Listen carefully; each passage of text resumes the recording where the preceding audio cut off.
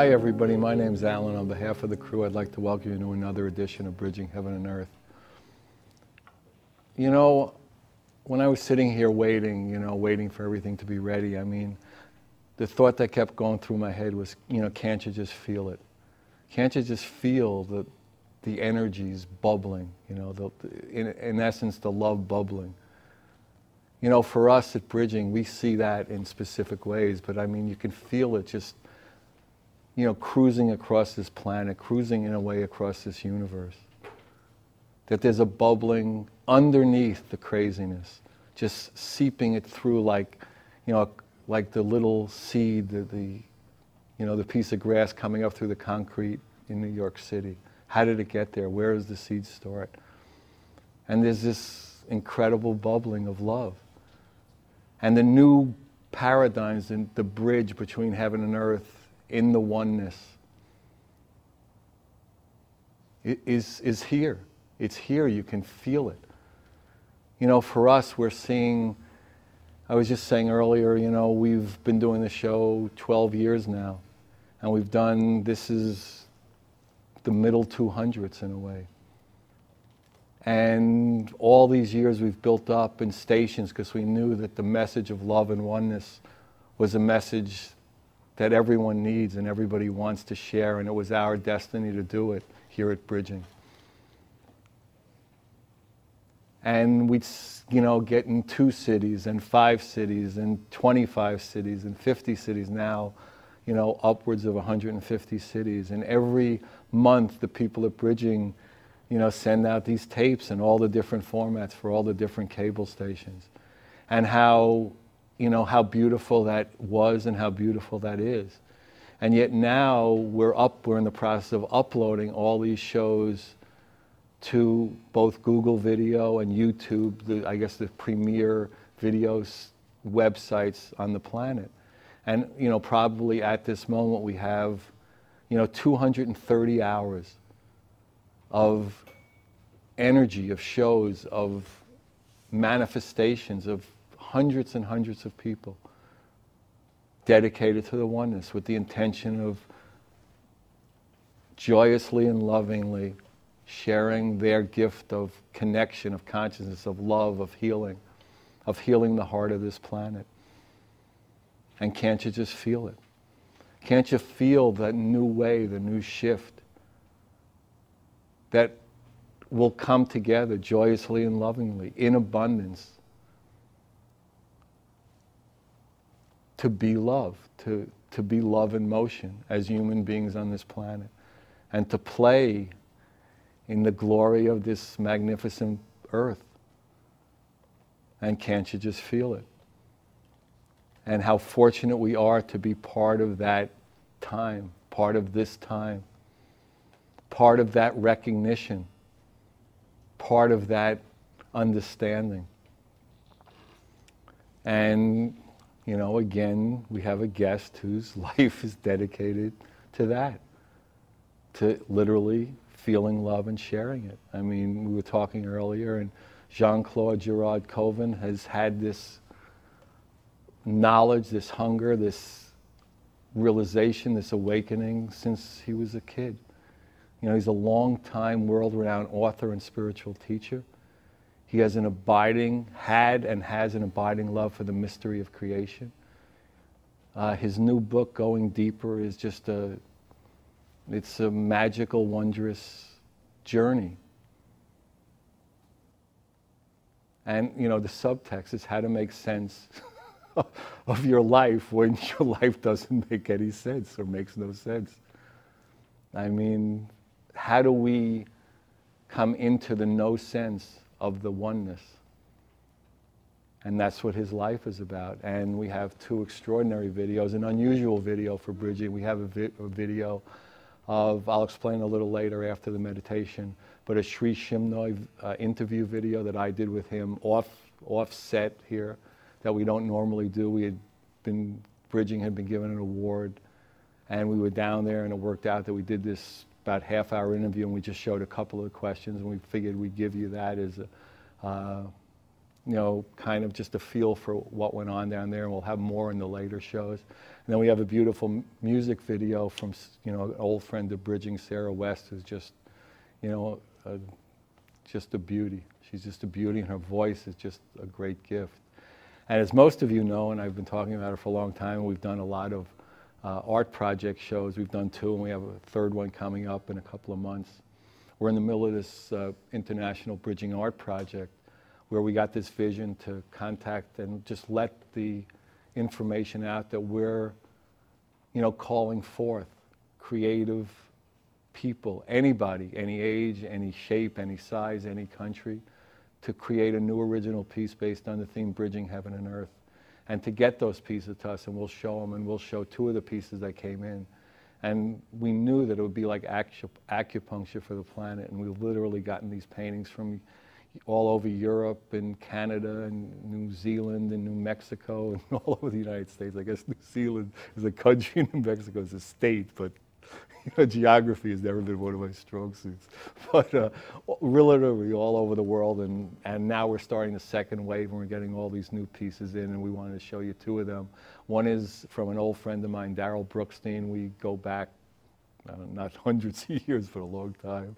And the other one is Nicole Helene Wood, 2 beautiful pieces. So we'll have 2 beautiful videos, we'll have 2 beautiful pieces of art, Jean-Claude, and again, it's an opportunity to feel it, to feel the love and share it. So join me in a short meditation, then I'll explain a little bit about the Shri Chinmoy video, and then we'll have Jean-Claude with us. So please join me in a short meditation.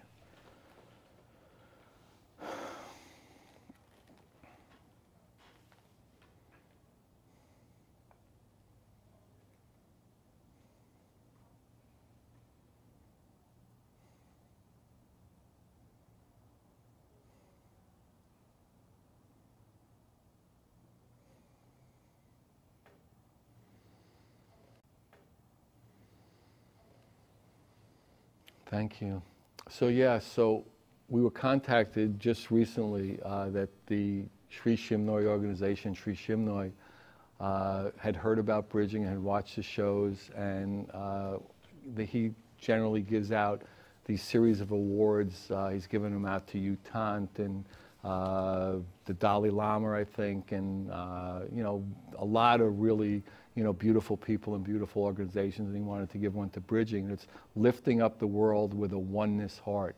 That's the name of the award, and there's a thing, and you'll see actually on the video, it was around my neck, and I have this thing on it, that's what it says on it. And then we just worked out that we'd do this interview, and what you'll see is the first question I asked him and the last question I asked him was about probably a 25, 30-minute interview, but you'll see the first question and the last question and how he answered it. And, you know, that's what his life has been dedicated to, is feeling love and sharing it. So we'll have the first video, Shri Chinmoy, me interviewing him in San Diego after we got this award. So please enjoy. Okay, so welcome. It's so beautiful to be here with you. So, I mean, we talk about on the Bridging Show that it's dedicated to the oneness. It's about love. It's about oneness. That's what your life has been about. Why don't you talk a little bit about what love and oneness mean to you? How does that move through you? There is something called human love. Human love is to possess and be possessed. The divine love is to give and give and give and not to expect anything. Divine love is founded upon oneness. In human love, there is always expectation. I give you something, I expect something else from you. The divine love, it is unconditional, unconditional. So, if you can love God unconditionally, then you will be pleased. But if there is condition, you can never be pleased. So, once you accept the spiritual life, we try to do everything for the betterment of humankind unconditionally. Otherwise, we shall blame the world. Oh, world have done so much for you. What have you done? Here, the divine love only will try to fulfill the world in God's own way. We pray and meditate, and from our prayer life, when we pray, we feel that we are talking to God. And if we meditate, we feel that God is talking to us. Now we two are here. At one point I am talking to you, and then again you speak to me. So here we pray, we meditate. When we pray, we look like this upward, and we feel that God is listening to our prayer. And then when we meditate, we dive deep within, and we feel that God is communicating with me. If there was one thing you would like, the world to know, I mean, you've been all over the world, you've spoken, but if this message, if this video could reach every person on the planet, what would you like them to hear from you? What would you like to vibrate to them right now? It's very simple, at the same time very difficult for one message. Only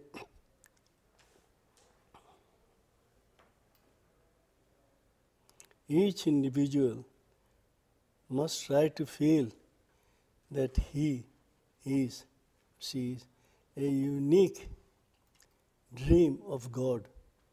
If I feel that I am a unique dream of God, then I shall try my very best to do well in everything, because that time I am linked with God, with my inner pilot.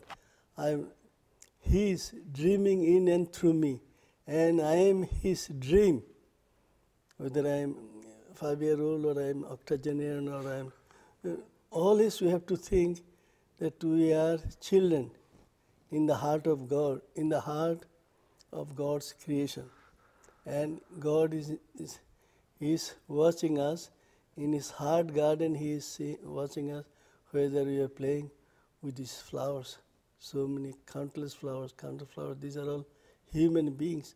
So my philosophy is that if in one sentence I can tell you about my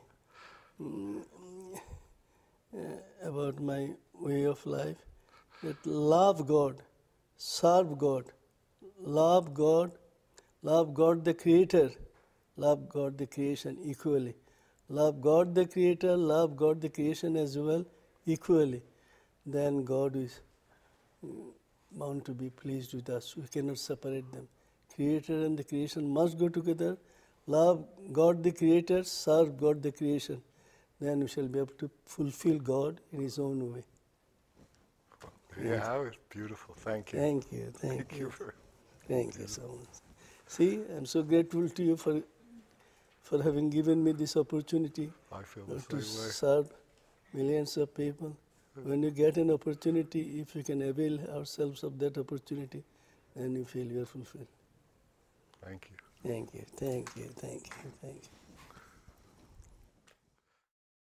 Hi everybody, welcome back. So that was a beautiful video. So we'll have more of that and some of the awards ceremony as the shows get on, as they get edited later.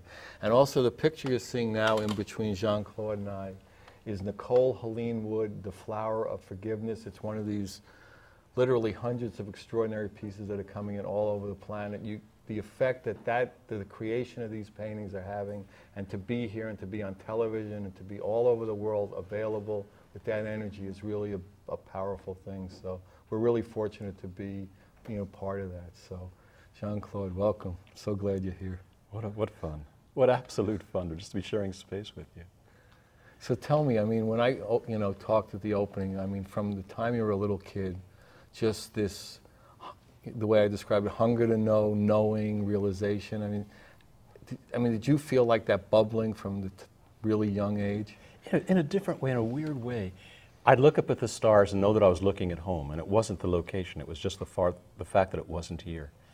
And I'd talk to my parents and all the other adults in my life, and I knew very early on they were spinning me.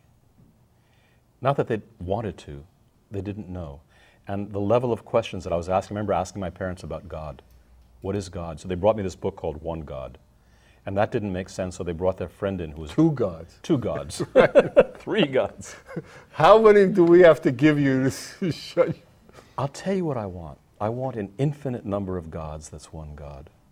where it just, the God concept blows out of all containers, exceeds what our mind can hold, and is all that is. There is nothing but God. When you play the game of discovery and you don't listen, you know, to the word of or the doctrine of and all that kind of stuff, and you go out there, every direction you look, every situation you're in, every person you meet, every flower you see, every tree, no matter what it is God. There is nothing in all creation beside God. So for me, God cannot be a noun. There is no such thing as the Creator. It is the unfoldment of creation itself. It's not that God is in all things, that God is all things. Manifest or no is all part of the oneness. There is no separation. This is the illusion that, isn't it fun to pretend we're separate? But when you see it from that other vantage point, there is no separation. There is only the oneness. Infinity, beyond anything we could ever grasp, is one. There it is. Do you remember, I mean, because in my life, I remember at one point, I mean, I remember as a little kid, I semi-knew it, but then at one point in my life, it was like, oh, I remember now, there's one energy, we're all it, and how do I live with that recognition in this human body? Do you have a remembrance of a moment where that was like, oh, I remember? With absolute certainty? Yeah, I would say. What a wonderful question.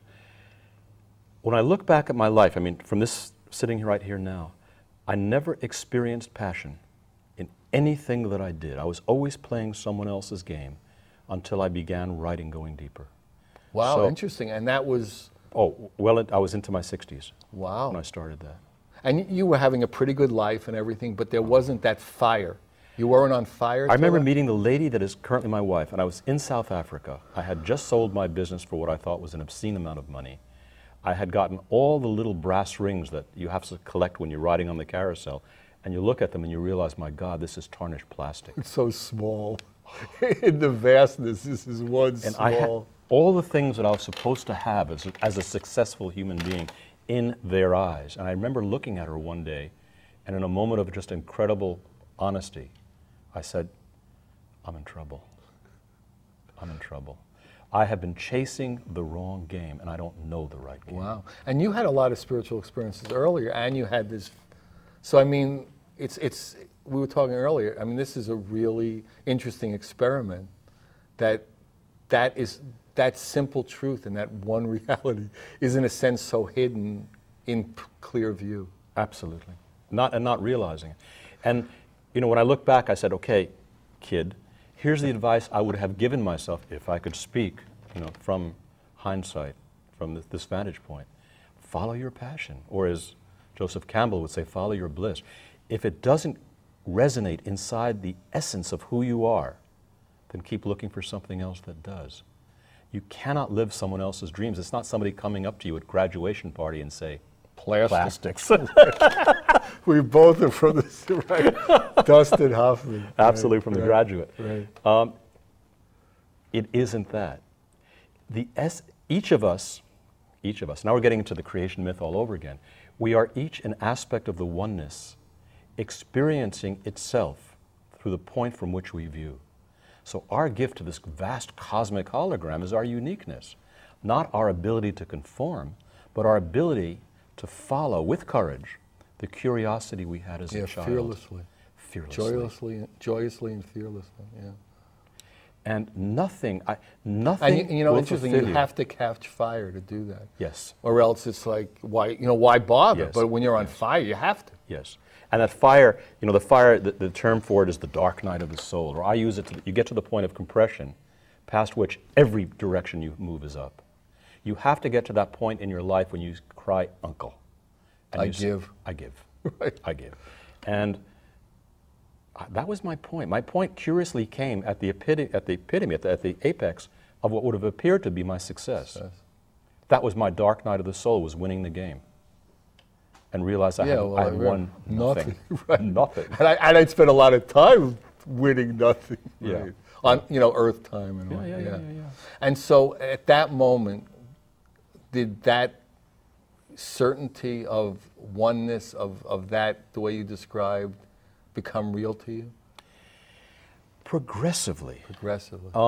Not as real as it will be tomorrow. Mm-hmm. This really is for me constant letting go. It's like you're in the center of this incredibly beautiful running river. You don't have any interest in the sides. You don't want to get entangled in the eddies and the side currents anymore. And it's taking you to some infinite destination.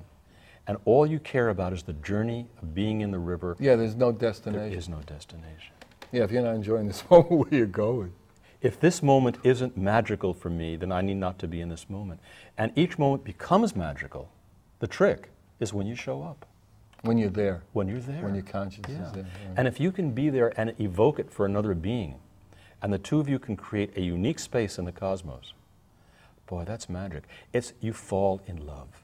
You literally fall in love with every being you meet when you show up, and they're willing to. And there's and no time and space. That's right. That's the infinite. Yeah. That's it. So if we can create that in every moment of our lives, make it the game to bring joy and purpose and value to every single being you meet in every instant.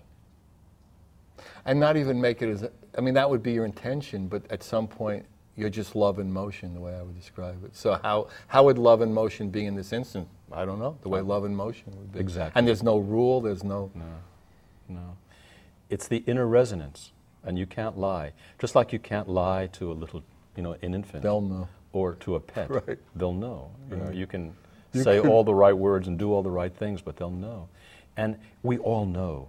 Inside the inner being that is that exquisite gem, that infinite God continuum that we all are. I mean, there is only the one.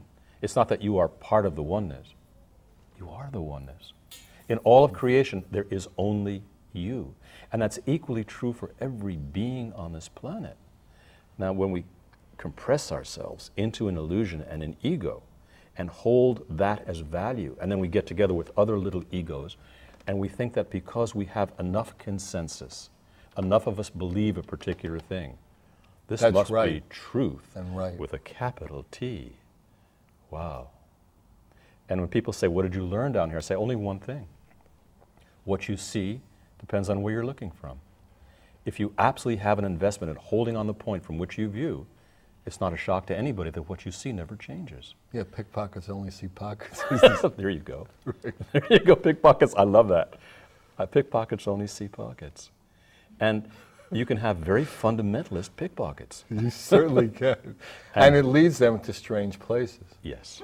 Right. And deep pockets. Deep holes. Right. No, it's pretty amazing, isn't it? Yes. It's the will. If you constantly are willing to shift the point from which you view, you get to realize that you know nothing. All this is... And you don't have to, because what's the point? How liberating is that? Right, exactly. It's You have no expectations of yourself. And, we were talking earlier, I mean, it's like you're lighter, lighter, and lighter, and then people would define yourself as enlightened. Just keep getting lighter. Don't worry about when you cross. Yeah. Just take it easy. Keep letting go, Right, absolutely. keep letting go. Yeah. Right. I was kidding around with one of the crew guys before, saying, there's only 3 things in the world worth taking seriously. I haven't come across any. And no matter I was going to say, it's like E.F. Hutton. So they listen. And if you think you come across one, please don't tell me. I don't want in here. And no matter what situation I'm in, I check and I say, you know what, this isn't one of them. That takes a lot of pressure off. It takes infinite pressure off you. And then we were talking about before, whenever I find myself in a pickle, which is more often than I care to admit, I say to myself, Jean-Claude, there is no you in this equation.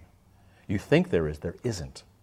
This is not about you in any manner, shape, or form. Serve. Lighten.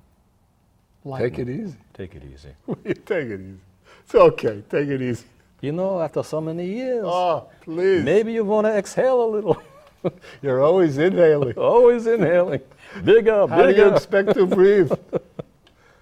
And so so at some point you had this dark night. I've achieved success. Who gives a crap? In other words, not only who gives a crap, but this isn't giving me anything. This isn't it, yeah. In a sense, I've wasted time on that level of things. I mean, not in a true sense, but and then how soon thereafter did, this going deeper, this fire just like start lifting you? Whew. It's sort of the process of being pregnant, and you know that it's happening. When do you give birth? And that's what it was. It just got to be so big. that there's little I could do other than give birth to the book. And I mean, there was, you know, a whole story behind how it happened, but it happened when it needed to happen. And now when I look back at all the things that I wasted my time on, I didn't waste it at all. Exactly.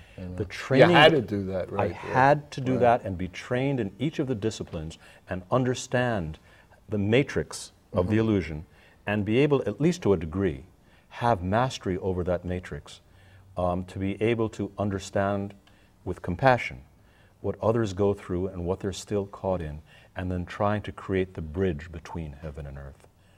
No, that's exactly So right. I mean, yeah, you have to know the suffering in a way. And it's easy, you know, it's easy to pontificate. It really is. It really is. You've noticed. Oh my God, there's a lot of it going on, isn't there? And a lot of it comes from me, you know. So I need to be very mindful. People have been saying that. No, I know. I've got to learn to get past that. But a lot of the stuff that comes, you know, you realize, my God, if it can put into words, if I can express it, if I can write it, it ain't it. The Tao that can be spoken and shared is not the Tao. It's the ineffable journey that expands from the instant into the infinite. Being in that space, the music that we talked about before, the music that's played in the crack between the keys, that's what you listen to, but not with your ears, but with your whole resonant heart, with the heart-mind. And opening that up, I mean, the rest of my life now is devoted to try to figure out other ways of expressing this and creating the vehicles for others to experience, for a small instant, who they really are and what the magnificence of every single being on this planet is. You extend throughout all of creation is only you. That's true of every being on this planet. It doesn't get bigger than this. How do we create that, you know, the opportunity, which is what you do so well? You know, it's interesting because, I mean, when I was interviewing Shri Chinmoy, and they saw part of the interview, you know, I asked him, and to me, it's like there's some realization when Jesus said the Father and I are one, which is basically what you're talking about, is that there is no separation. And that is a true experience. Now, does that mean you're God? But like you said, I mean, what's the separation? Oneness is oneness is oneness is oneness. But if you divide one by one, you get one. There you go. You're back there. You're back there. I mean, no matter where you move in the infinite, no matter what direction you go, you meet yourself. And the journey, if you understand creation, and a larger creation myth, the purpose behind, the impetus behind all creation itself is to allow the oneness to experience itself infinitely. And all of creation is simply a gradation of awareness, a gradation of consciousness. What would it be like? What an amazing experiment if we would create an illusion in which we put points of consciousness that perceive themselves separate and abandoned by the one and separate from each other.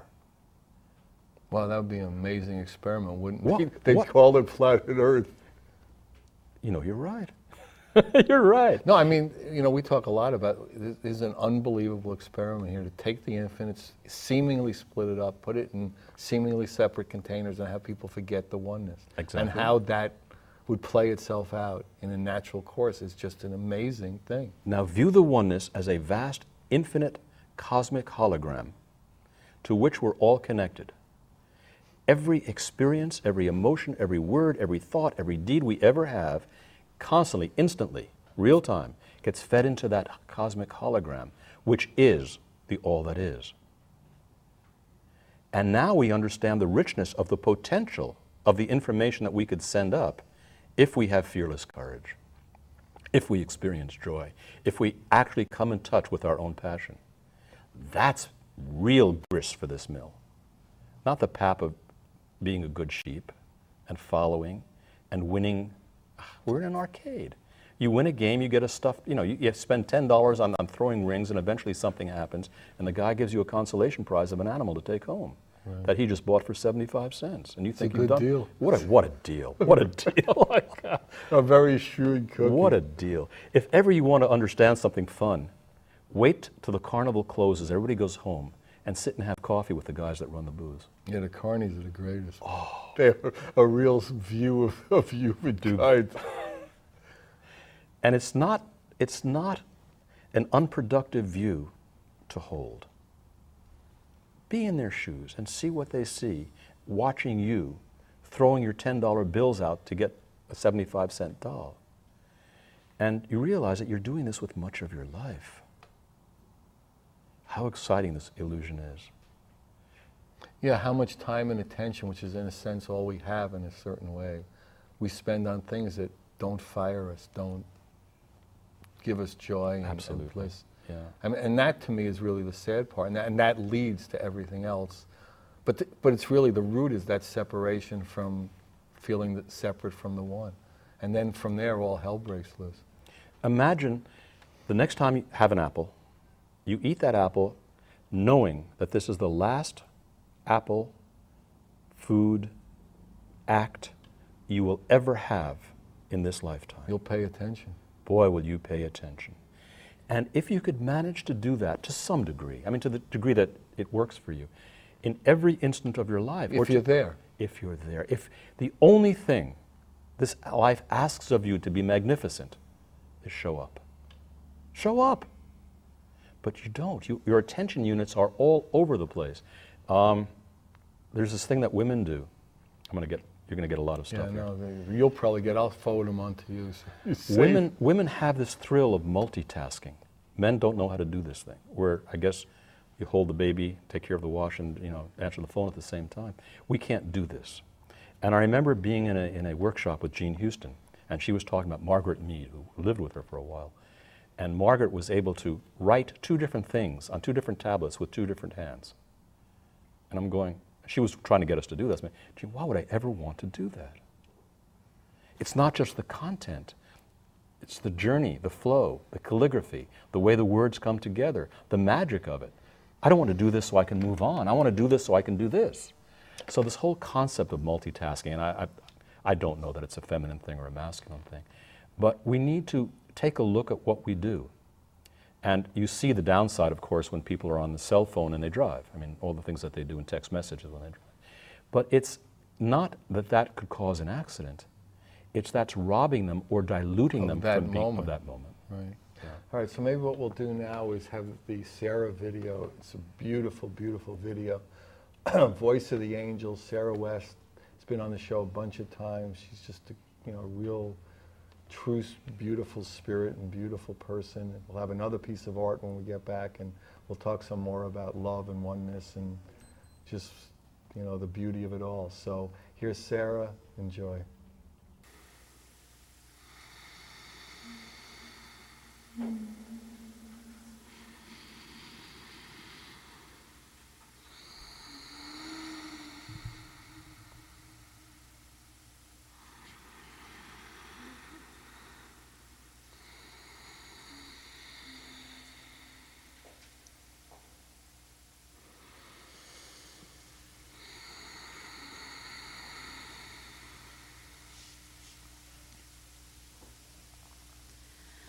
Shri.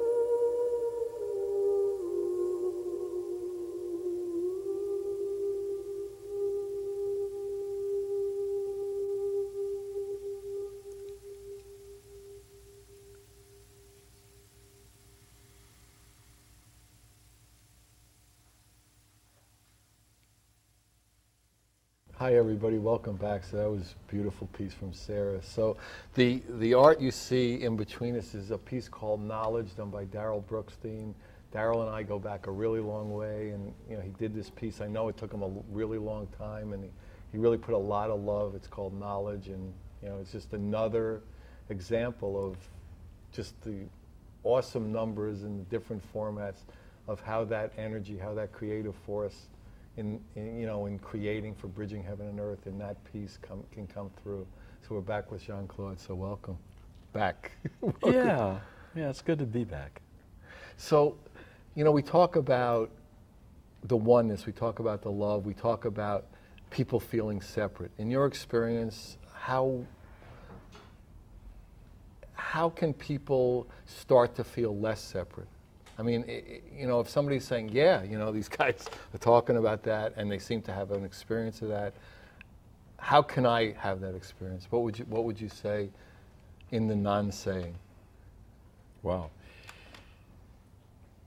Become an observer and watch in life where you see the non-separation. Where you see it is a kid playing a game, a video game of some kind. And they drop into something, or an athlete, and they drop into this space called in the zone. Two lovers, when they're sitting on a park bench, they're in the zone. A mother and a baby, a child playing with a dog, in the zone. That zone exists in every single instant. That zone is egoless. The parable, of course, is in the storm when Jesus walked on the water. And everybody got frightened, and Peter said, if that's you, Lord, bid me to come. And Jesus said, come. And Peter walked out towards Jesus till he realized he was walking on the water. The second he was aware that he was walking on the water, he began to fall. Ego came in, and he said... And the weight. And the weight. The weight of the reality of the illusion came in, and he started sinking. He said, Lord, save me, and then Jesus took his hand. But the second you are aware of being in the zone, you're out of the zone. So it's being so completely in the moment that the you disappears. How do you do it? You do it. It's a Zen. You know, how do you shoot an arrow like a Zen? Do it, then you'll understand Zen. I mean, there's no way to filter this through the mind. It's completely experiential. Throughout history, there have been teachers who have tools, like a meditation tool, or one of the interesting ways I saw it done was that the teacher, or the big brother, however you would describe it, would talk for hours and would just tire the hell out of you and wear you down, wear your ego down. And by the time the third day of him talking or her talking, I mean, you were gone. You just couldn't hold on to the illusion that long. You're talking about Staff Sergeant Rollins that worked with me in basic training. That guy. Yeah, he did it to me. Right. Yeah. So, I mean, are there any in your path, were there any things, I mean, because for me, I mean, I talk about, if I would say there were, you know, in using words or using things like that, two things that would be of value for a human being would be some sort of quiet time, call it meditation, some sort of internal looking, a certain technique, and what I would call holy company, being around people whose intention is to have that experience, that recognition. Do you have any three things that you would suggest? No, you could do one or two or any. Anything. Right. You know, do you know where I find it when I speak or interact with people, and I talk all over the world, is being able to hug someone And I've done this exercise with people just for the fun of it. You do a few things to warm up, and then you hug each other with the pure intention of merging. Absolutely merging. Becoming absolutely one, where you actually visualize, or however you want to do it, all of your molecules interpenetrating, where there is no line of separation anymore. And you create an entanglement, you know, almost in the quantum physics sense, but you have this entanglement in every interaction, where irrevocably a portion of your being enters that person, and a portion of that person enters you, and it will always be that way. You can never separate again. And when you get that, you realize that that intimate degree of entanglement occurs every instant of your life, whether you're conscious or not, but increasingly as you become increasingly conscious. If you can now set your intention on merging with a flower, with a baby, with a sunset, with an extraordinary piece of music, how much richer you become by doing this consciously, realizing that part of you is always in that clerk that you made smile at the supermarket. No matter what you do, you can never, ever, I mean, the two of us forever are linked. Ever. I mean, especially having conversations like this with such intention to bring love and express love. You know, there's Alan and me forever, ever. And I'm thrilled that there is. How joyous that is. Yeah, how lucky we are. How lucky we are. And that we can give this as a gift to every being we're with. That we'll feel free enough to allow every single being to become part of our structural DNA. And they are. And they are. And they are. So doesn't the conscious act of bringing that in, evoking it, inviting it, begin to dissolve the separation? I don't know. I keep playing with it, saying, tomorrow I'm going to find a better way. That whatever I've done so far has been okay, but it really hasn't worked. And I'm open to tomorrow you saying something that just all of a sudden triggers a whole new way of me looking at stuff. I'm going, that's it. And the next day, yeah, right. Yeah, the next day, there's another one. So I'm a member of the Truth of the Moment Club. You know, just don't hold me to it tomorrow. Whatever this archive said, just remember this occurred on this particular day, on this particular year. And that's what I thought I saw then. Tomorrow I think I'll see something else. No, it really is. I mean, how we hold on to yesterday's truth.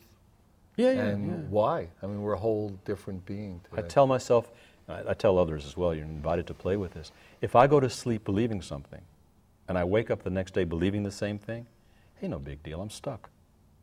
I'm truly stuck. And so you say, okay, what am I stuck in? I'm stuck in that viewpoint that sees this apparent truth. Okay, hold on to that viewpoint, never let it go, and now move over here. Aware of the fact that part of you will always have that. You don't have to have all of you have that. Now move over here and see if you can see it in a completely different way. The Indians would talk about, you know, walk a lifetime in a man's moccasins. Not a mile. That's a cheap way out. Yeah, it's a cheap moccasin. A cheap moccasin. Get it resold. Get a Birkenstock moccasin. Really? And walk a lifetime in someone's moccasin. And you know, then you begin to have that view of what it's like to carry the load of that perception. And each of us carry a load. The trick is, the way out of the illusion is when we help lighten each other's load. We can't take ours out. We can take the other one out. It's like the banquet. I can't feed myself, but I can feed you. And you can reach in and feed me. And if we use that metaphor and figure out how to do it, and I can't say that I have yet, but I just feel the inherent rightness of it. If I can help you lighten your load and you can help me lighten my load, we'll open this up as a way for all of us serving each other to do that. When people go into their own personal paths, a lot of them are quite selfish. I'm trying to become enlightened. When I'm enlightened, then I can help. Be there now. Yeah, how about today? How about today? And for all of those, you know, incredible beings that spend their entire life trying to leave this planet, I say, I have one question. What are you doing here? Yeah, well, why did you come? Right. You know, you were out of this illusion. Why did you come in here if only to leave?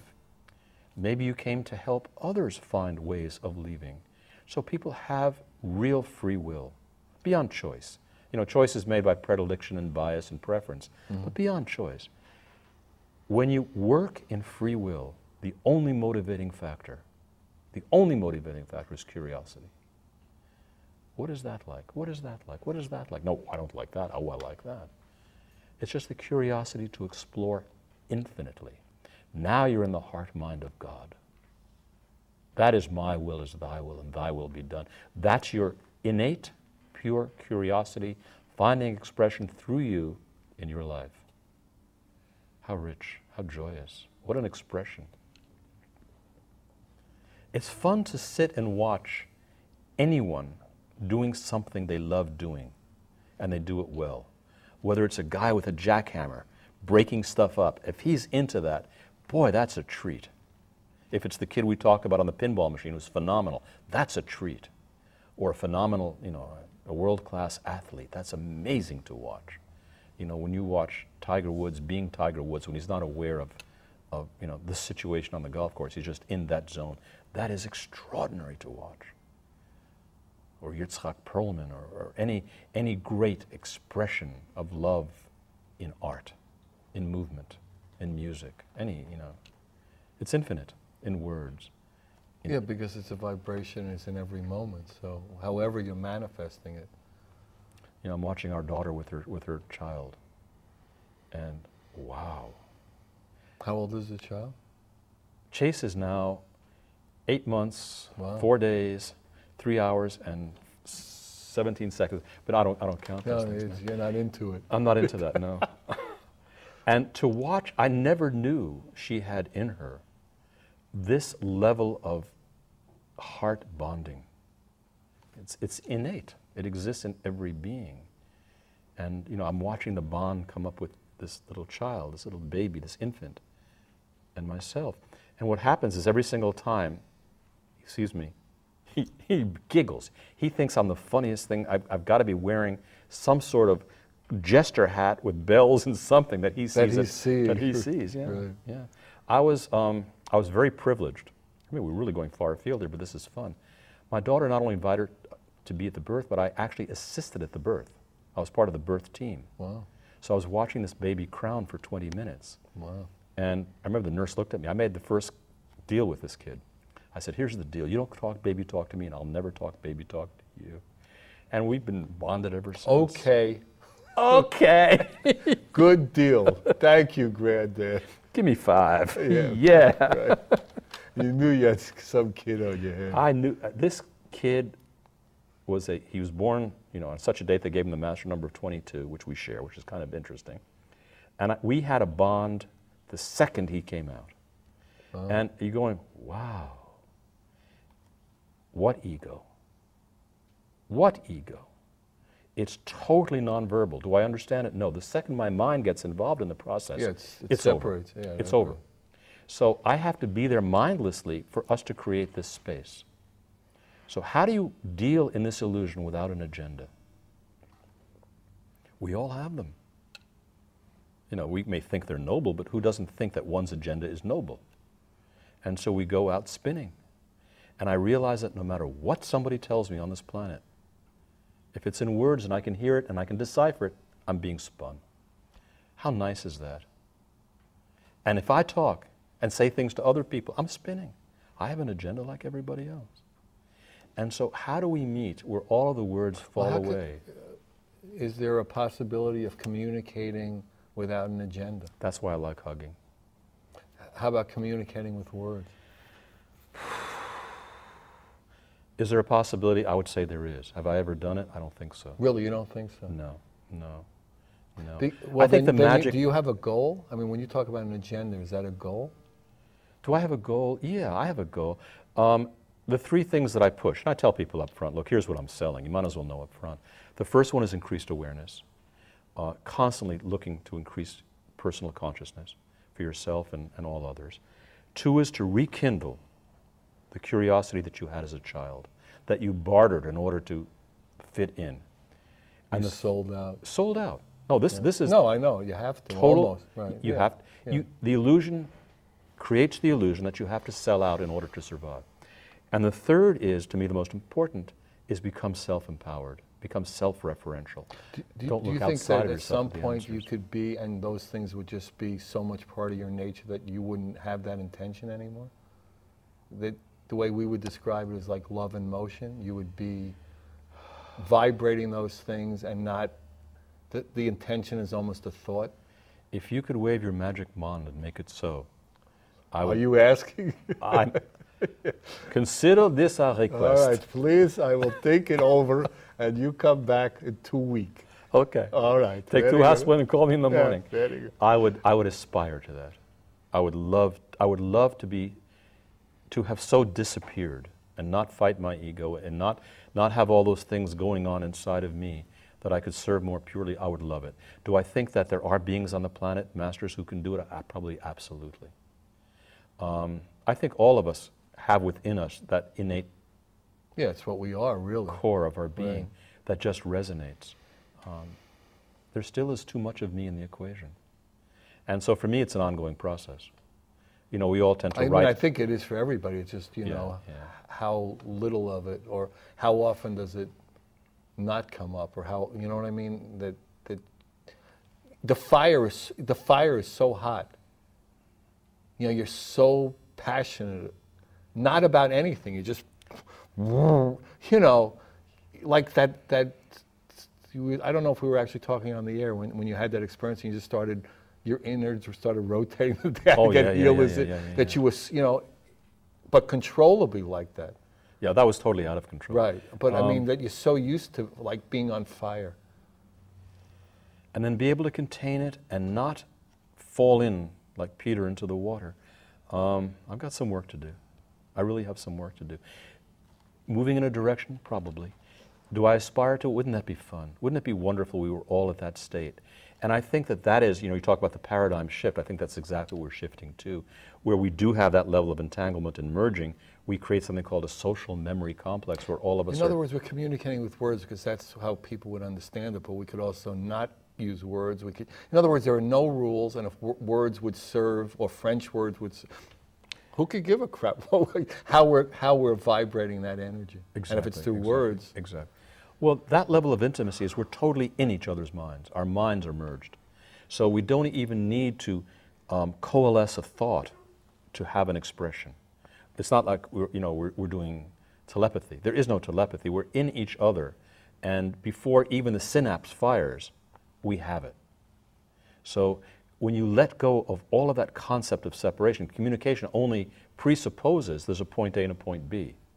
But when the two of them become one, that level of communication is far more intimate than bridging distance. No matter what, 750 miles an hour, we have sound travel out, whatever the story is. Do you know that we've traveled this show? It's a miracle that this show is literally almost over. I mean, the experience, that really, the merging was possible. The love was possible. If you want any information about the art project, Jean-Claude, going deeper, we're here to share that. So please, Alan, 805-687-2053, 805-687-2053. Good night, we love you. God bless you.